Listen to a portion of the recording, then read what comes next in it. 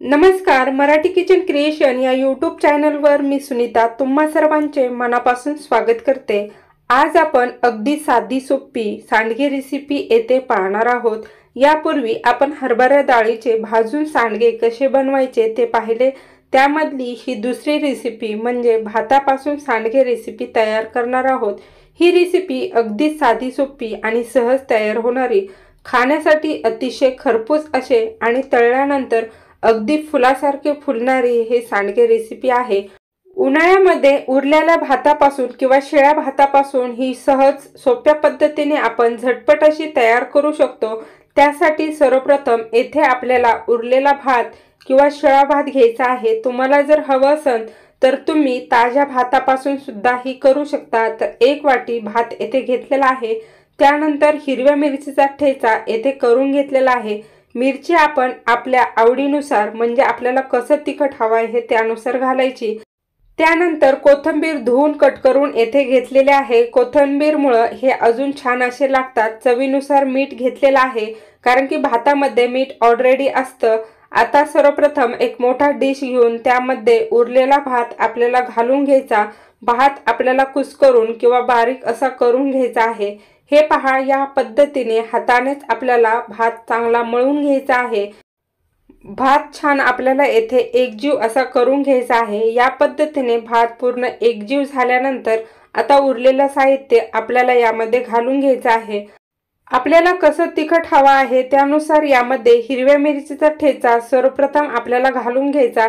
येथे मी 1 चमचा हिरव्या मिरचीचा ठेचा घालून घेतला। त्यानंतर कट करून घेतलेली कोथिंबीर यावर घालून घ्यायची आणि सर्व आपल्याला व्यवस्थित असं मिक्स करायचं। आता मीठ घालण्यासाठी सर्वप्रथम भाताची चव घ्यायची आणि त्यानुसार आपल्याला मीठ यामध्ये मिक्स करायचं आहे। आता हे सर्व आपल्याला एकत्र एक घट्टसर असा गोळा याचा करून घ्यायचा आहे।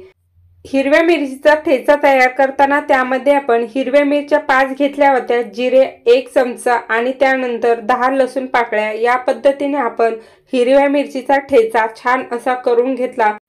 त्यामुळे हे भाताचे सांडगे अतिशय छान असे लागतात आणि वर्षभर आपण हे मुलांना तळून देऊ शकतो। आता या पद्धतीने घट्टसर असा गोळा केल्यानंतर एकदा आपल्याला चेक करून पाहायचं की सांडगे कसे पडले जातात। जर नाही पडले तर पुन्हा एकदा मळून घ्यायचं। आता येथे एक परात घेऊन त्यामध्ये तुम्हाला हवं असेल तर खाली तेल लावून सुद्धा घेऊ शकता, परंतु आपण येथे तेल न लावता ही सांडगे रेसिपी करून घेणार आहोत। हे पहा, भाताचे सांडगे तयार करताना आपल्याला डाळीच्या सांडगेपेक्षा दुप्पट करायचे आहेत, म्हणजे मोठे ठेवायचे आहेत। कारण की हे जेव्हा वाळवले जातात तेव्हा ते अतिशय छोटे असे बनतात। त्यामुळे भाताचे सांडगे टाकताना नेहमी मोठे ठेवावेत। आता याच पद्धतीने आपल्याला सर्व सांडगे येथे तोडून घ्यायचे आहेत। तुम्ही जर ताज्या भातापासून सांडगे बनवत असाल तर सर्वप्रथम भात छान असा मऊसर शिजून घ्यायचा। त्यानंतर तो थंड करून घ्यायचा। तुम्हाला हवं असलेलं साहित्य त्यामध्ये घालून घ्यायचं आणि नंतर आपल्याला या पद्धतीने सांडगे रेसिपी तयार करून घ्यायची।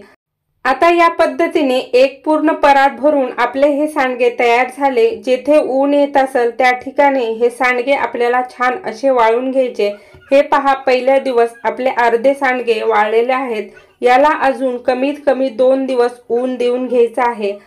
आता 2 दिवस सांडगे छान वाळून घेतल्यानंतर हे पहा, या पद्धतीने अतिशय छोटे असे हे सांडगे तयार झाले आणि कडकडीत 2 दिवस उन्हामध्ये हे ठेवून दिले।